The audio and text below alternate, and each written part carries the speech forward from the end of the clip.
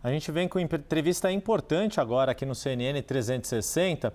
A gente tem tratado desta questão do papel do judiciário e da comissão criada pela Ordem dos Advogados do Brasil para estudar uma proposta de reforma do judiciário. A gente vai conversar com um dos membros desta comissão, que é Oscar Vilhena, diretor da FGV Direito de São Paulo, um dos integrantes, dos 9 integrantes da comissão criada pela Seccional Paulista da OAB. Oscar, professor, muito obrigado por estar conosco aqui na tela da CNN. Sempre um prazer recebê-lo, compartilhar dos seus conhecimentos. Me lembro que na ocasião da instalação da comissão, você fez uma fala, todos os integrantes fizeram uma fala inicial do que estão pensando e imaginando para este trabalho, e você fez uma fala que me parece muito pertinente, de dizer que não se trata de fazer críticas contra o Supremo, mas críticas a favor do Supremo Tribunal Federal. Como nos explicou Leonardo Sica aqui, o Supremo Tribunal Federal é um dos 5 itens que vão ser estudados pela comissão. Queria que você detalhasse mais por que o Supremo precisa de críticas a seu favor e para que continue sendo uma instituição tão importante para o Estado Democrático de Direito no Brasil. Boa tarde, Yuri. Boa tarde a todos que nos acompanham. Prazer estar aqui. Olha, Yuri, é uma coisa que se percebe, talvez na última década, é que com a ascensão de populistas autoritários na Venezuela, na Turquia, na Hungria, na Polônia, na Índia, nos Estados Unidos e no próprio Brasil, né, os tribunais passaram a ser objeto de muitos ataques de grupos hostis, não só à democracia, quanto também uma série de valores presentes na Constituição Democrática, os direitos fundamentais, os direitos das minorias, né? Então, nesse sentido, é que é fundamental que nós reforcemos a autoridade daquelas instituições que têm por responsabilidade a defesa da democracia e a defesa dos valores constitucionais, né? E para que o Supremo possa continuar exercendo essa função, que exerceu com muita contundência aí no período Bolsonaro, nós estávamos acabando de ver, né, a matéria sobre a invasão do Supremo, a depredação do Congresso Nacional, da Presidência da República, né, para que ele possa continuar exercendo essa função, que é muito importante nesses ciclos, vamos dizer, de autoritarismo. É necessário reforçar a estrutura do Supremo, é necessário que ele tenha consciência de que, ao ser atacado, ele precisa estar numa posição, vamos dizer, bastante firme, né? Então, parte daquilo que eu vejo, pelo menos, como missão dessa comissão, é pensar em que medida, né, o próprio Supremo poderia tomar medidas que aumentassem a percepção não só da sua independência, da sua imparcialidade, mas também de que ele é um órgão preparado para enfrentar esse tipo de ataque que virá, né, de qualquer forma, daqueles que não querem a sobrevivência da Constituição. Então, é sobre isso que eu acho que nós devemos deliberar quando estivermos discutindo sobre o Supremo Tribunal Federal. E aí, Oscar, antes de trazer o Theo Cury aqui, só para a gente complementar este ponto, né? Quando a gente conversou com o Leonardo Sica, que ele falou muito da importância que as instituições devem ter de autocontenção e autocorreção. E, claro, de novo, toda instituição humana tem os seus momentos de reavaliação. A gente está já há mais de 2 décadas, né, mais de 20 anos, desde que houve a última reforma do Judiciário em 2004. E muita coisa também mudou de lá para cá, inclusive deste protagonismo que o Supremo Tribunal Federal vem tendo não só em situações tão limites como o ataque do 8 de janeiro, mas até em situações mais cotidianas da política, como a gente está vendo agora no IOF. O quanto, na sua avaliação, cabe ao Supremo tentar ter modos ou meios de autocontenção ou de saber quais disputas ele é bem-vindo e em quais ele deve delegar para o campo da política e que o campo da política também aprenda a não recorrer sempre ao Supremo quando não consegue solucionar os seus impasses. Yuri, acho que você já praticamente respondeu aquilo que eu gostaria de formular, né? O poder é um fenômeno relacional, né? Os 3 poderes se relacionam em função muito daquilo que o eleitor, da forma como o eleitor aloca os seus votos, né? No caso atual, o que nós temos assistido? O eleitor alocou os votos num presidente mais à esquerda e alocou os votos num Congresso bastante mais conservador. Isto gera uma tensão contínua entre esses dois poderes, né? O caso do IOF é só mais um exemplo nessa escalada de tensão, ainda mais com a aproximação das eleições. Então, essa é uma tensão que a gente vai ver. O que acontece quando os outros dois poderes não se entendem de maneira, eu diria, mais harmônica? Gera um conflito de natureza constitucional, né? Recorre-se ao Supremo Tribunal Federal. Então, a politização do Supremo Tribunal Federal é uma consequência, eu diria, do próprio mau funcionamento dos demais poderes ou dos atritos naturais dos outros poderes. Se nós pegarmos todas as questões relevantes que o Supremo tem decidido na última década, nós vamos ver que quase todas elas foram questões não resolvidas pelo sistema político. Então, a gente tem que tomar cuidado. O Supremo tem os seus próprios problemas. Eu acho que a gente tem que entender quais eles são. Mas uma parte relevante da sua politização ou da transformação da agenda do Supremo numa agenda muito política é dos poderes políticos que não cumprem as suas tarefas a contento. Então, o que nós temos que ver agora? Dado que no Brasil há uma grande politização da agenda do Supremo, quais são as medidas que o próprio Supremo pode tomar com o objetivo de reduzir, de mitigar a sua politização, né? Então, eu vejo três coisas como fundamentais. Em primeiro, a colegialidade. Quer dizer, o Supremo não pode tomar tantas decisões de maneira monocrática. Isso fortalece o Supremo se todas as suas decisões fossem colegiadas.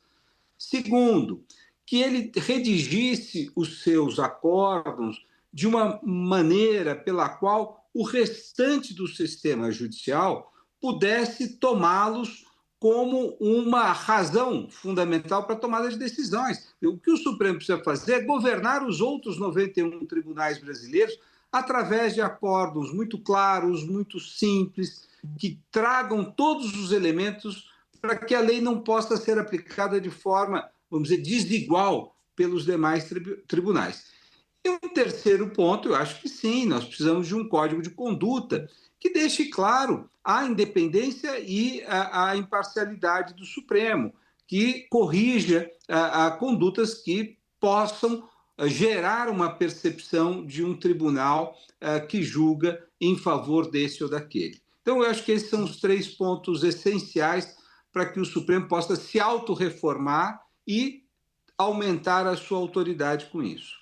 Deixa eu trazer o Theo Cury, que também é nosso analista aqui, especializado em judiciário. Theo Cury, Oscar Vilhena, diretor da FGV Direito de São Paulo, te ouve. Professor, obrigado pela participação. O senhor deu uma pincelada em 3 pontos que eu faria essa pergunta das ideias, quais propostas podem vir, já está respondido. Eu queria saber se o senhor acha que, diante dessa situação, e o senhor foi cirúrgico, politização do Supremo é consequência dos atritos entre os poderes. A solução agora, por exemplo, do INSS foi feita por meio de uma conciliação. Busca-se a conciliação também, por exemplo, no caso das emendas parlamentares. O senhor acha que uma tendência para que o Supremo consiga escapar dessa politização sem descumprir a sua legitimidade, a sua função, suas responsabilidades, pode ser por meio do aumento das conciliações, da busca pela negociação consensual? Veja, aí tem uma distinção entre aquilo que eu acho que é o mais adequado e aquilo que está acontecendo. Eu diria, em resposta à sua colocação, que me parece que essa é a tendência. Quer dizer, o Supremo, para evitar tomar decisões que causem, vamos dizer, um desconforto profundo num dos contendentes, no caso aqui do IOF, se ele decide a favor da presidência, o Congresso vai promover uma reação, vai ter uma reação muito forte, ou vice-versa. né, que ele proponha uma conciliação. Então, eu tenho acompanhado com muita preocupação e vendo que o Supremo está caminhando para essa posição. Cada vez mais, quando há um problema não resolvido pelo sistema político, ele entra como um agente conciliador. Veja, ele entra, não, ele é convocado como um agente conciliador, né? Isso é bom ou é ruim para o país? Bom, isso é bom na medida em que não gera uma ruptura, não gera uma paralisia decisória, um confronto que possa gerar uma crise institucional. Agora, sem dúvida nenhuma, essas conciliações, se afastarem, se o resultado dessas conciliações se afastam da letra da Constituição, sem dúvida nenhuma, isso gera uma desvalorização da Constituição, né? Então, por exemplo, na questão indígena, eu fiquei muito preocupado, continuo muito preocupado, porque, eventualmente, a conciliação que redundará não está em linha com aquilo que está previsto na Constituição. Então, isso desmoraliza a Constituição. Então, eu acho que a conciliação pode ser um mecanismo, mas usado com muita parcimônia.